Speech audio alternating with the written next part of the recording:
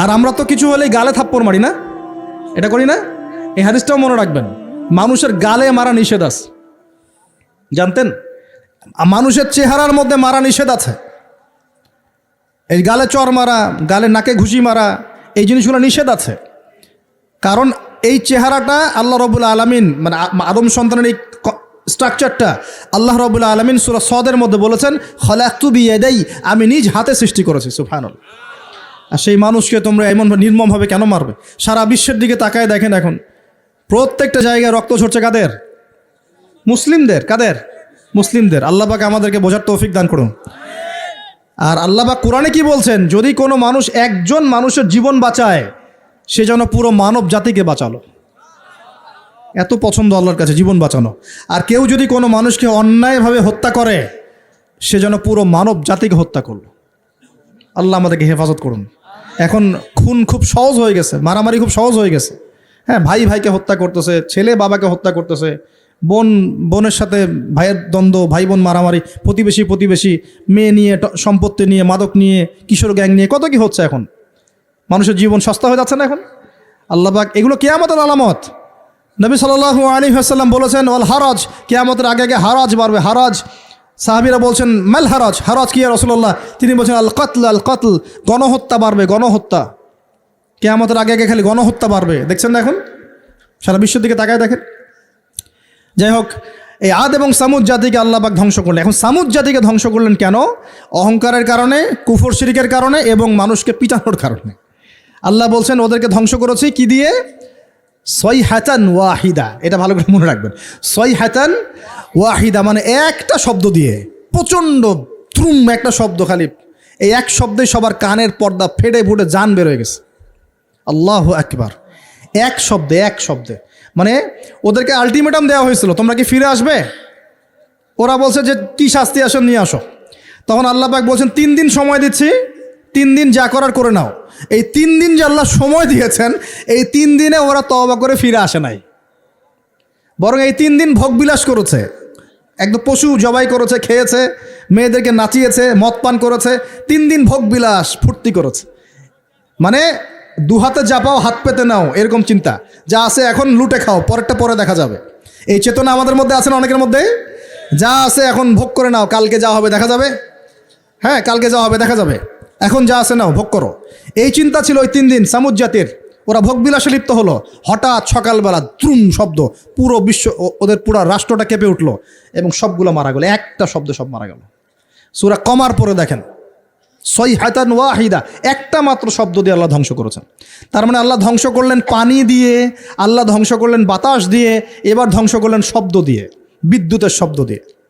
কেন ধ্বংস করলেন? পাপগুলো মনে রাখবেন, অহংকার, কুফর, শিরিক, আর কি? হিংসা। তারপরে বললাম এই যে কি, মানুষকে মারা। হ্যাঁ, শয়তানের তাবেদারি, মানুষকে মারা, এগুলো মনে রাখবেন। পাপগুলো মনে রাখতে হবে মাথার মধ্যে, কোন কোন পাপ, এবং এগুলো থেকে বাঁচতে হবে আমাদেরকে ইনশাআল্লাহ। আর একটু সামনে যাই। বিরক্ত হচ্ছেন নাকি? আচ্ছা, আলোচনা একটু লম্বা হলো, সমস্যা আছে? আচ্ছা, এখন সামনে আসি। এরপরে আসছে একটা বিশেষ জাতি, তার নাম লুত। কি নাম? নাম শুনছেন আগে? আচ্ছা, এই কম আবার আজীব কম, আজীব মানে এ কম এমন কম, এরকম কম পৃথিবীতে জীবনে ছিলও না, আসেও নাই। সূরা আনকাবুতে আল্লাহ পাক বলছেন ওয়ালুতন, লূত আলাইহিস সালামের কথা। ইয ক্বালা লিকওমিহি, যখন সে তার কওমকে বলল, হ্যাঁ, আইন্নাকুম লাতাতুনাল ফাহিশাতা মা সাবাকাকুম বিহা আহাদাম মিনাল আলামিন, হে আমার কওম, তোমরা কি এমন পাপ করতে যাচ্ছ যে পাপ এই মহাবিশ্বের জীবনেও কেউ কখনো করে নাই? আইন্নাকুম লাতাতুনা রিজাল, তোমরা কি পুরুষের কাছে যাচ্ছ যৌন তৃপ্তি নেওয়ার জন্যে? আস্তাগফিরুল্লাহ। ওয়া তাকতাউনা সাবিল, আর ডাকাতি করছো রাস্তার মধ্যে ডাকাতি করতো, আর পুরুষে পুরুষে জেনা করতো। বলেন নাউজুবিল্লাহ। এমন একটা অবস্থা, মানে এমন একটা অবস্থা যে আল্লাহ পাক ওদেরকে শাস্তি দেওয়ার জন্য 2 জন ফেরেশতাকে পাঠিয়েছেন। একজনের নাম জিবরাইল আলাইহিস সালাম, একজন হচ্ছে মিকাইল আলাইহিস সালাম। এখন তারা এসেছেন লূত আলাইহিস সালামের বাসায়। কিসের রূপ ধরে? সুন্দর বালকের রূপ ধরে। ছোট ছোট বালক দেখতে সুন্দর লাগে না? ছোট ছোট কচি কাঁচা বালক দেখতে সুন্দর লাগে না? তো এই রূপ ধরে দুজন ফেরেশতা আসছেন, উদ্দেশ্য এদেরকে শাস্তি দিবে। এখন এরা কি করছে জানেন? এরা লূত আলাইহিস সালামের বাসায় গেছে। বাসায় গিয়ে বলছে যে তোমার ওই যে মেহমান ওদেরকে নিতে আসছি। এবার লূত আলাইহিস সালাম বলছেন যে হা উলাই বানাতি ইন কুনতুম ফাইলিন, আরে তোমরা যদি চাও আমার মেয়েদের মধ্যে আমার মেয়েদেরকে বিয়ে করে নাও, পারলে তোমরা আমার মেয়েদেরকে প্রয়োজনে বিয়ে করে নাও, আমার মেহমানদের সামনে আমাকে অপমানিত করো না। আলাইসা মিনকুম রাজুলুন রশিদ, তোমাদের মধ্যে কি একজন ভালো মানুষও বাকি নাই? এখন এই এদেরকেও তোমরা চাচ্ছ যৌনতা নিবারণ করার জন্য? আলাইসা মিনকুম রাজুলুন রশিদ, তোমাদের মধ্যে কি একটা ভালো মানুষও বাকি নাই? তখন এরা বলছে, লূত আলাইহিস সালাম কওম বলছে যে তুমি তো খুব ভালো করেই জানো, ওয়াইন্নাকা লাতা'লামু মা নুরিদ, তুমি তো খুব ভালো করেই জানো যে আমরা আসলে কি চাচ্ছি। তোমার মেয়েদের ব্যাপারে আমাদের কোনো আগ্রহ নাই, তোমার মেয়েদের ব্যাপারে আমাদের কোনো আগ্রহ নাই, আমরা এই ছেলেগুলোকে চাচ্ছি। নাউযুবিল্লাহ, চিন্তা করতে পারেন? এবার ফেরেশতার দুজন বলছেন যে লূত তুমি চিন্তা করো না, তারা তোমার কাছে আসতে পারবে না। তাদেরকে ইন্না মাউইদাহুমুস সুবহ, তাদেরকে সকাল পর্যন্ত সময় দেয়া হয়েছে। আলাইসা সুবহু বিকরিব, সকাল কি কাছে নয়? আল্লাহ বলছেন। সকালবেলা লূত আলাইহিস সালাম তার পরিবারকে নিয়ে বেরিয়ে গেলেন, কিন্তু তার স্ত্রী সে কিন্তু কাফের ছিল, সে ধ্বংস হয়ে গেল। লূত আলাইহিস সালাম চলে যাচ্ছেন, ফেরেশতারা বলছেন ফিরেও তাকাবে না পিছনে, কি হচ্ছে।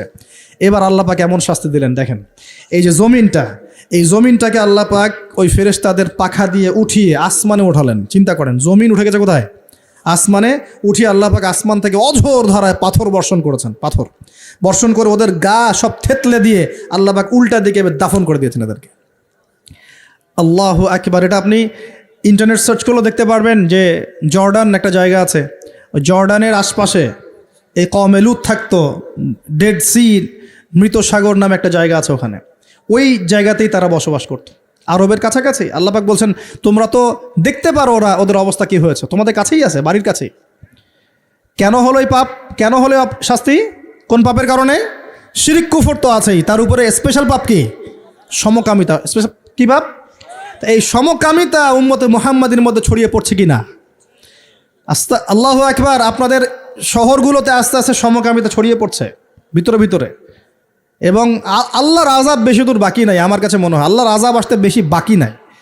আসার মতো যোগ্য আমরা আগেই হয়েছি। এখন যেটা টিকে আছে আল্লাহর রহমতে টিকে আছে।